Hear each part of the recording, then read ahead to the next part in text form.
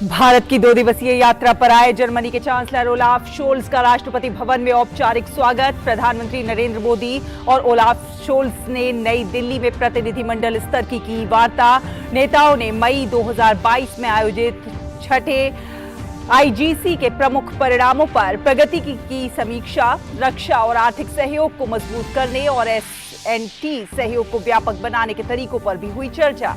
प्रधानमंत्री नरेंद्र मोदी ने कौशल और शिक्षा के माध्यम से युवा शक्ति को आगे बढ़ाने पर आयोजित बजट उपरांत वेबिनार में वीडियो संदेश दिया। कहा, हमारे युवा कर रहे हैं देश की अमृत यात्रा का नेतृत्व, इसलिए बजट में युवाओं को दी गई है अहमियत। प्रधानमंत्री नरेंद्र मोदी दिल्ली के तालकटोरा स्टेडियम में आज शाम बरिसु कन्नड़ दिम दिमावा सांस्कृतिक उत्सव का करेंगे उद्घाटन। प्रधानमंत्री कार्यक्रम को संबोधित भी करेंगे।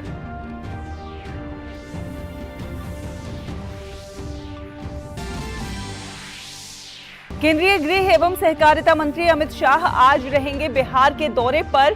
पश्चिमी चंपारण में जनसभा को करेंगे संबोधित। पटना में स्वामी सहजानंद सरस्वती जी की जयंती पर आयोजित किसान मजदूर समागम में करेंगे शिरकत।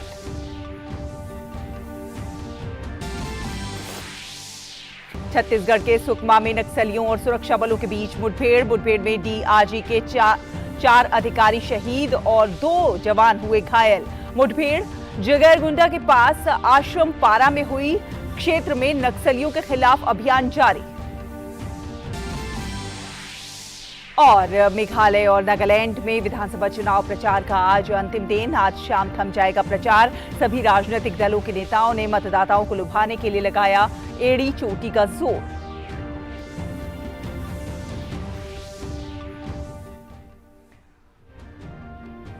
नमस्कार, डीडी न्यूज देख रहे हैं आप और आपके साथ मैं हूं शहला निगाल। चलिए बुलेटिन की शुरुआत करेंगे, विस्तार से देखेंगे खबरों को।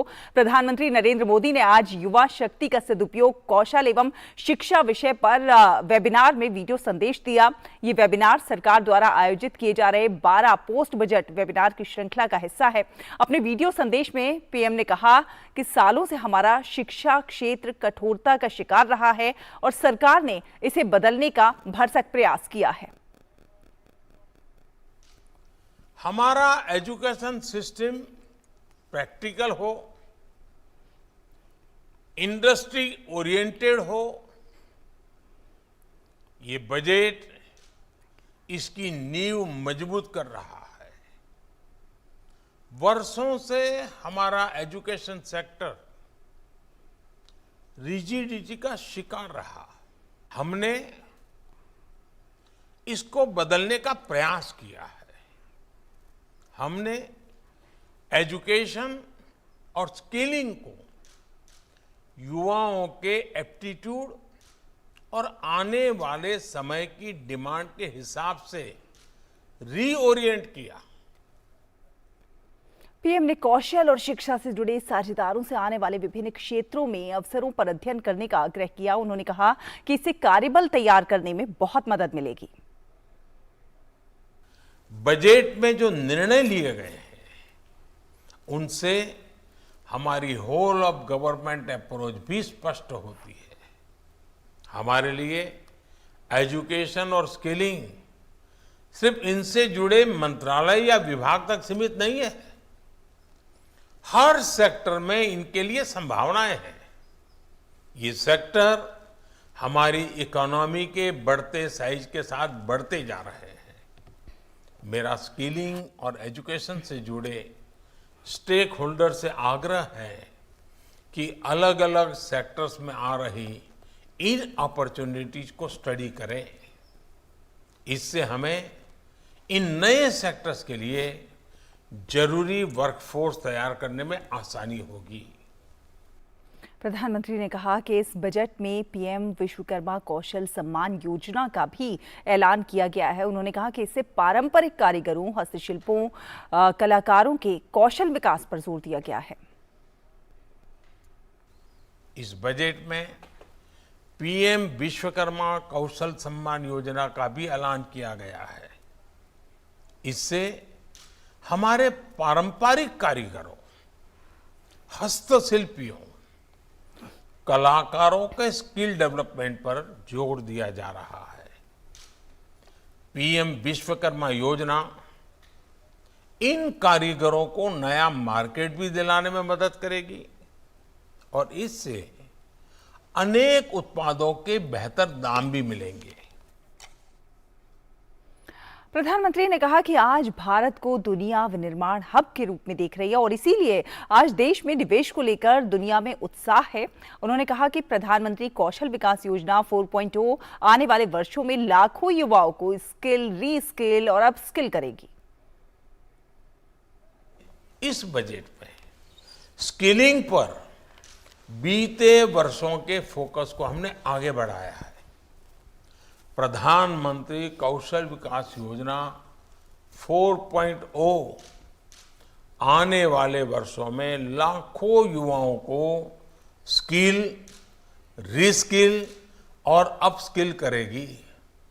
इस योजना से आदिवासियों, दिव्यांगों और महिलाओं की जरूरत के अनुसार टेलर मेड प्रोग्राम्स बनाए जा रहे हैं।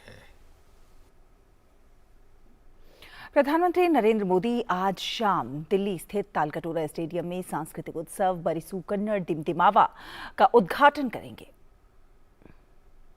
प्रधानमंत्री इस अवसर पर उपस्थित लोगों को संबोधित भी करेंगे। प्रधानमंत्री के एक भारत श्रेष्ठ भारत के विजन के अनुरूप ही कर्नाटक की संस्कृति, परंपराओं और इतिहास का उत्सव मनाने के लिए सांस्कृतिक उत्सव बरिसू कन्नड़ दिमदिमावा का आयोजन हो रहा है। आजादी का अमृत महोत्सव के तत्वाधान में आयोजित होने वाले इस महोत्सव में सैकड़ों कलाकारों को नृत्य, संगीत, नाटक, कविता के माध्यम से कर्नाटक की सांस्कृतिक विरासत को प्रदर्शित करने का अनुपम अवसर प्रदान होगा।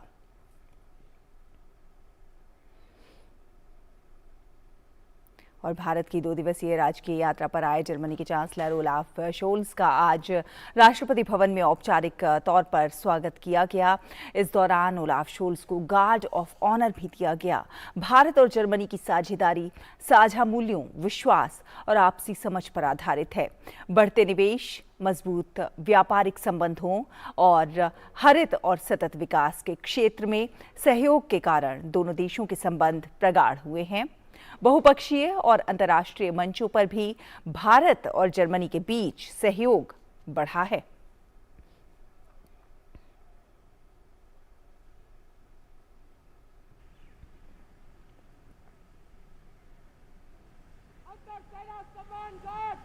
आपके निरीक्षण के लिए तैयार है रिमोट।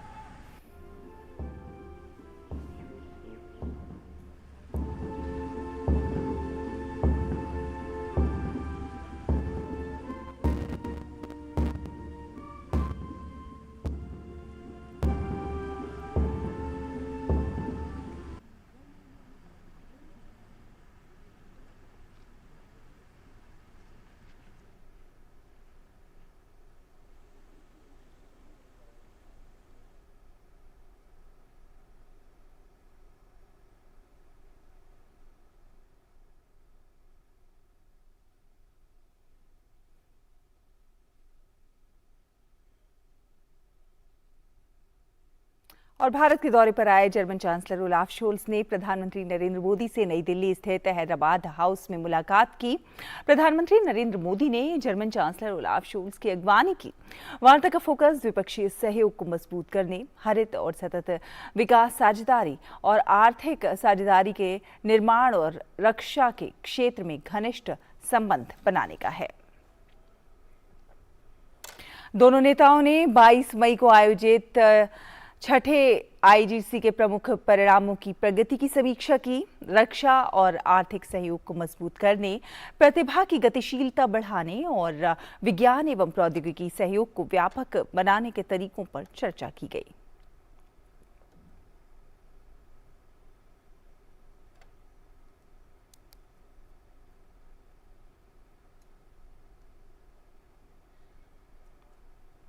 प्रधानमंत्री नरेंद्र मोदी ने जर्मन चांसलर ओलाफ शोल्स के साथ साझा प्रेस वार्ता के दौरान दोनों देशों के बीच सांस्कृतिक और आर्थिक आदान प्रदान को लंबा इतिहास बताया। उन्होंने कहा कि विश्व की 2 बड़ी लोकतांत्रिक अर्थव्यवस्थाओं के बीच बढ़ता सहयोग दोनों देशों की जनता के लिए लाभकारी तो है ही, आज का जो तनावग्रस्त विश्व है इससे एक सकारात्मक संदेश भी जाता है। भारत और जर्मनी के मजबूत संबंध साझा लोकतांत्रिक मूल्यों और एक दूसरे के हितों की डीप अंडरस्टैंडिंग पर आधारित है।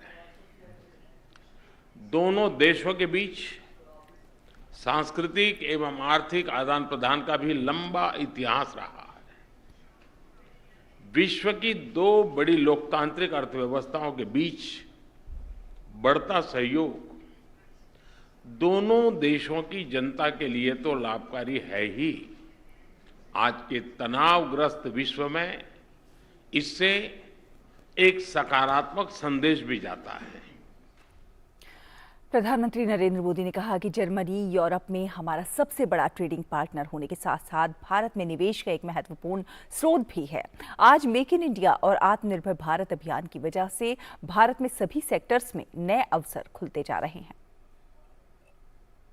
जर्मनी यूरोप में हमारा सबसे बड़ा ट्रेडिंग पार्टनर होने के साथ भारत में निवेश का भी महत्वपूर्ण स्रोत है। आज मेक इन इंडिया और आत्मनिर्भर भारत अभियान की वजह से भारत में सभी सेक्टर्स में नए अवसर खुल रहे हैं। इन अवसरों के प्रति जर्मनी की रुचि से हम उत्साहित हैं। चांसलर शोल्ज के साथ आज आया हुआ बिजनेस डेलीगेशन और भारतीय बिजनेस लीडर्स के बीच एक सफल बैठक हुई और कुछ अच्छे एग्रीमेंट भी, बड़े महत्वपूर्ण एग्रीमेंट भी हुए। Digital transformation, fintech, IT, telecom और सप्लाई चेन्स के डाइवर्सिफिकेशन जैसे विषयों पर हमें दोनों देशों के प्रमुख इंडस्ट्री लीडर्स के उपयोगी विचार और सुझाव भी सुनने को मिले। प्रधानमंत्री नरेंद्र मोदी ने इस मौके पर कहा कि कोविड और यूक्रेन के युद्ध के प्रभाव पूरे विश्व पर पड़े हैं। उन्होंने कहा कि इन समस्याओं का समाधान साझा प्रयासों से ही संभव हो सकता है।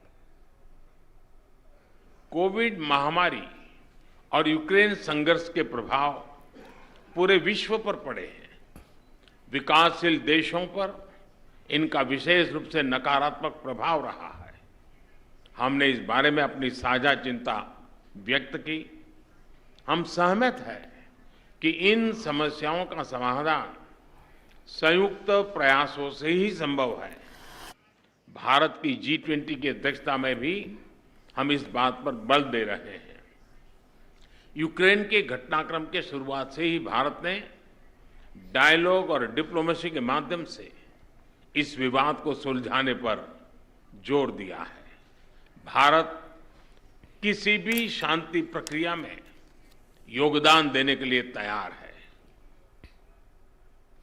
और अब अगली खबर का रुख करेंगे। आपको बता दें कि छत्तीसगढ़ के सुकमा में नक्सलियों और सुरक्षा बलों के बीच मुठभेड़ हुई है। छत्तीसगढ़ के नक्सल प्रभावित सुकमा जिले में सुरक्षा बलों और नक्सलियों के बीच एक मुठभेड़ हुई है। इस मुठभेड़ में डीआरजी के 4 अधिकारी शहीद हो गए हैं और 2 जवान जख्मी बताए जा रहे हैं। मृतकों में एएसआई रामूराम नाग, सहायक कांस्टेबल कुंजम जोगा और सैनिक बंजम भीमा शामिल हैं। सुरक्षा बल जगरजुंगा थाना से डीआरजी के दल गश्त पर निकले हुए थे। जैसे ही जवान जगरजुंगा और कुंदेर गांव के बीच पहुंचे तो नक्सलियों ने उन पर हमला कर दिया। सुरक्षा बलों ने भी जवाबी कार्रवाई की और नक्सलियों पर गोली चलाई। वहीं छत्तीसगढ़ के मुख्यमंत्री भूपेश बघेल ने जवानों की शहादत पर दुख व्यक्त किया है।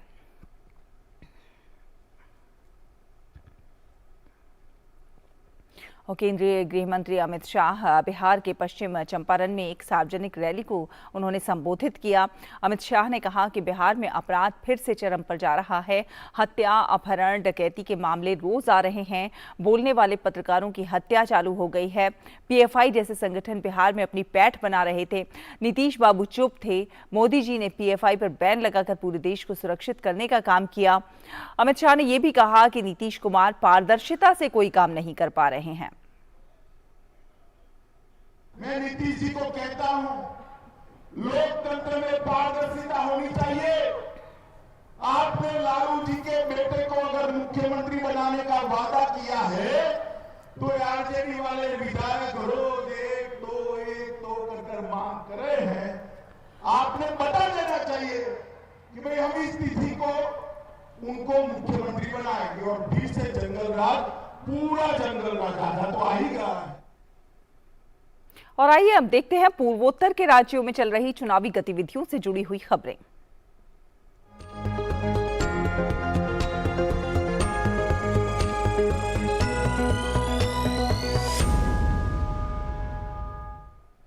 मेघालय और नागालैंड में विधानसभा चुनाव प्रचार का आज अंतिम दिन है।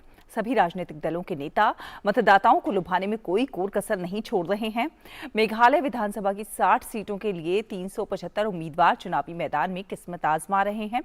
राज्य में सत्तारूढ़ नेशनल पीपुल्स पार्टी 57 सीटों पर चुनाव लड़ रही है, जबकि कांग्रेस और भारतीय जनता पार्टी ने सभी 60 सीटों पर अपने उम्मीदवार उतारे हैं। वहीं नागालैंड में विधानसभा की 59 सीटों के लिए 183 उम्मीदवार चुनावी मैदान में हैं। राज्य में सत्तारूढ़ एनडीपीपी के साथ गठबंधन कर भाजपा 20 सीटों पर चुनाव लड़ रही है, तो वहीं कांग्रेस पार्टी 23 सीटों पर चुनावी मैदान में है। दोनों ही राज्यों में 27 फरवरी को मतदान होगा, वहीं 2 मार्च को मतों की गिनती होगी।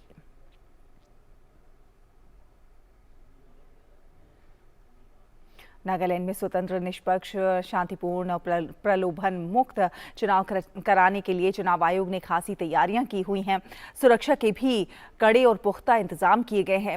नागालैंड में आने वाले हर वाहन को सख्ती के साथ चेक किया जा रहा है। आपको दिखाते हैं, हमारे संवाददाता नीरज सिंह ने वहां से एक रिपोर्ट की है। नागालैंड में चुनाव के दौरान चुनाव आयोग किस तरह से सख्त है, उसका नज़ारा आप खुद नागालैंड में देख सकते हैं सड़कों पर, कि किस तरीके से जो नागालैंड पुलिस है वो नागालैंड के अंदर आने वाले हर वाहन को काफ़ी बारीकी से चेक कर रही है। खुद यहाँ पर पुलिस के आला अधिकारी मौजूद हैं और जिस किसी भी वाहन में उनको कुछ संदिग्ध लगता है या कैश या फिर जो शराब है वो उनको दिखाई देती है तो उसको तुरंत जब्त किया जाता है। यहाँ पर अगर देखें तो मेरे पीछे हमारे कैमरामैन दिखाएंगे कि 2 शराब की जो पेटियां हैं वो उन्होंने जब्त की हैं नागालैंड जो पुलिस के जो लोग हैं। इसके साथ ही अगर आप देखें कि किस तरीके से हर गाड़ी को चेक किया जा रहा है, अंदर उस गाड़ी के अंदर क्या है, और यहाँ पर भी देखें तो कुछ जो सामान है वो जो नागालैंड पुलिस है उन्होंने जब्त किया है। Every vehicle is checked so that there is no inflow of liquor, nor cash, nor other substances, contraband substances, be it drugs or be it illegal items. We are checking vehicles that is coming from the Dimapur side towards the other part of the district of Nagaland. So we are doing our best to make this election free and fair.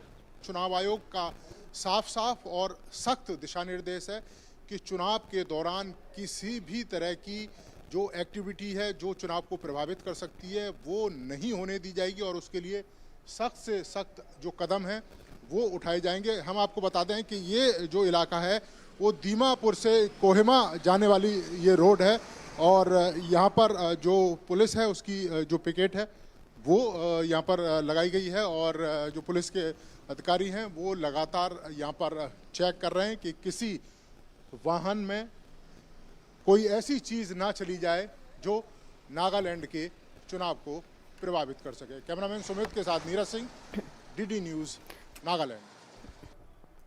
तो नागालैंड के लोग चुनाव को लेकर क्या सोच रहे हैं, नागालैंड का कैसा विकास हो, वो क्या चाहते हैं, अपने उम्मीदवार और राजनीतिक पार्टियों से विकास की किस तरह की उम्मीद रखते हैं, इसको लेकर नागालैंड में एक चाय की दुकान पर हमारे सहयोगी नीरज सिंह ने मतदाताओं के साथ बातचीत की है। कोहिमा और उसके आसपास किस तरह से लोग सोच रहे हैं डेवलपमेंट को लेकर। नागालैंड में चूंकि इलेक्शन है वो भी चल रहा है तो लोग हैं वो क्या चाहते हैं पॉलिटिकल पार्टियों से, नेताओं से या जो कैंडिडेट हैं उनसे। स्मार्ट सिटी का कॉन्सेप्ट कोहिमा के अंदर आया और उसके बाद आपको कितना चेंजेस लगा कि कोहिमा में कुछ काम हुए रोड कनेक्टिविटी को लेकर या दूसरे कुछ इश्यूज को लेकर। Okay, see, being the state capital, we are fortunate that our town has been selected as a smart city, and of course we can see, since it's the capital, we can see a lot of development activities going on. Hopefully in the next couple of years we will see a much more developed Kohima. आपको लगता है क्या कौन कौन सी चीजें होनी चाहिए यहाँ पे जो खासतौर से इंटीरियर इलाके हैं नागालैंड के? Connectivity is the basic human right. Connectivity, and then after that healthcare, education. We are hopeful that if BJP government continues to help us, we can fulfill all those development activities. The main thing will be connectivity, road connectivity. We are from Southern Angami, and then the national highway, this has been architected and designed during the World War II. For example, the road from Dimapur, the 4-lane road, it's taking place, it's taking a lot of time, but still it's somewhat materializing. कौन कौन से काम है या work हैं वो होने चाहिए एम्प्लॉयमेंट को लेके, एजुकेशंस को लेके, ताकि जो यूथ है उसको जॉब यहीं पर मिले? I think if they can develop some small-scale industries or skill development programs are going on. We already have some few skill development programs, but I think at this scale we need a lot more. लोगों का भी मानना है कि नागालैंड के अंदर बदलाव हुआ, उसकी एक शुरुआत हुई, लेकिन अभी भी बहुत सारे जो काम हैं वो किए जाने बाकी हैं। जिस तरह का विकास आपको कोहिमा, दीमापुर, जो बड़ी बड़ी सिटी हैं वहाँ देखने को मिलता है, नागालैंड के ग्रामीण इलाकों में वैसा विकास देखने को नहीं मिलता है। तो ये लोग चाहते हैं कि जिस तरह का विकास कोहिमा में है, दीमापुर में है या दूसरी सिटियों में है, उसी तरह का विकास नागालैंड के हर क्षेत्र में दिखाई देना चाहिए। कैमरामैन सुमित के साथ नीरज सिंह, डीडी न्यूज़, कोहिमा। और नागालैंड चुनाव में फर्स्ट टाइम वोटर्स किसी भी राजनीतिक दल के लिए बहुत महत्वपूर्ण साबित हो सकते हैं। कई बार यहां हार जीत का अंतर बहुत कम होता है और उस स्थिति में ये फर्स्ट टाइम वोटर किसी भी उम्मीदवार के लिए निर्णायक हो सकते हैं। तो क्या सोच रहा है यहां का फर्स्ट टाइम वोटर और किस तरह के उसके मुद्दे हैं, इस पर नागालैंड के मोन जिले में फर्स्ट टाइम वोटर से हमारे सहयोगी नीरज सिंह ने बात की है। लोकतंत्र में हर एक वोट जरूरी होता है और जो फर्स्ट टाइम वोटर हैं उनकी एक बड़ी भूमिका होती है।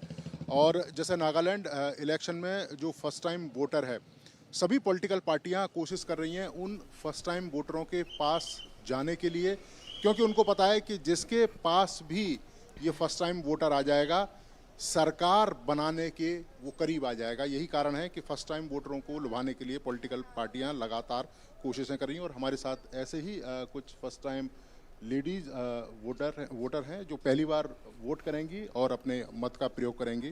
तो आप वोट करने के लिए जाते हैं, जैसे जब भी वोट करने के लिए जाते हैं तो माइंड में क्या चल रहा होता है कि किस पॉलिटिकल पार्टी को वोट करेंगे, कौन कौन से काम करना चाहिए उस कैंडिडेटों को, क्या चल रहा होता है आपके माइंड में?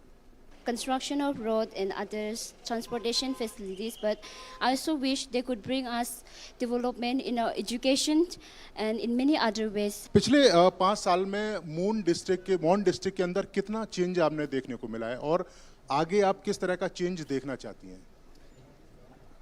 मैंने देखा है कि बहुत चेंज आया है ये मोन डिस्ट्रिक्ट में। After winning this politician party I hope that more development will come. Public को वो अच्छी तरह से सप्लाई देना चाहिए, पब्लिक का डिमांड फुलफिल होना चाहिए। यहाँ पहले तो हमारा रोड कंडीशन बहुत अच्छा नहीं है, पहले हमारा रोड कंडीशन अच्छा होना चाहिए।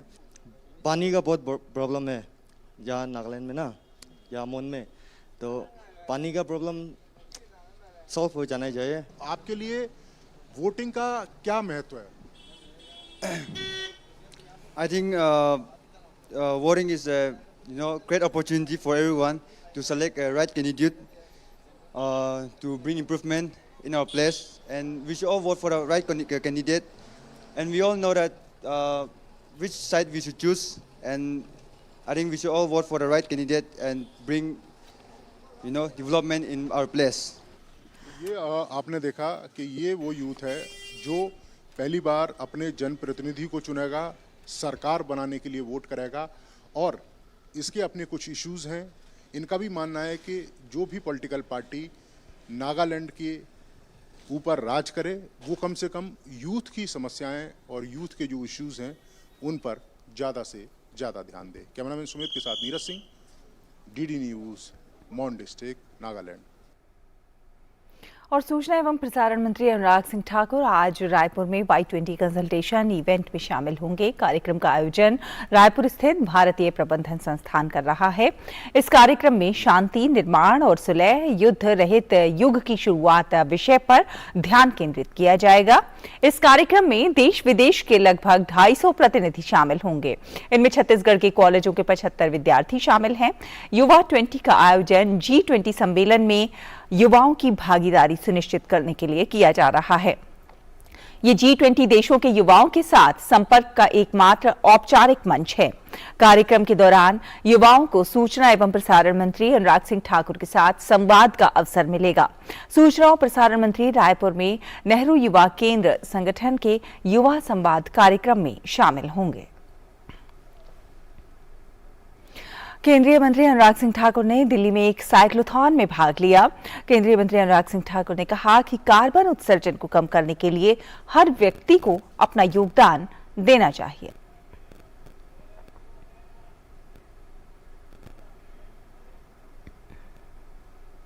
Goal to achieve net zero by 2070, but it should be for each and every Indian to put in their efforts to achieve net zero by 2070. But if you look at most of the areas where we have set the goal, for example, during COP21, when we said we were going to achieve this by 2030, we were able to achieve that by 2021, 9 years in advance. So I am sure all these efforts in that direction gonna help us to achieve our goal much before the time. And India has time and again shown its commitment towards environmental stewardship, climate action, while also focusing on energy transition and renewables to decarbonize the way our country operates. इसी के साथ इस bulletin में फिलहाल इतना ही, लेकिन DD news पर खबरों का सिलसिला लगातार जारी है। आप देखते रहिए डीडी न्यूज। नमस्कार।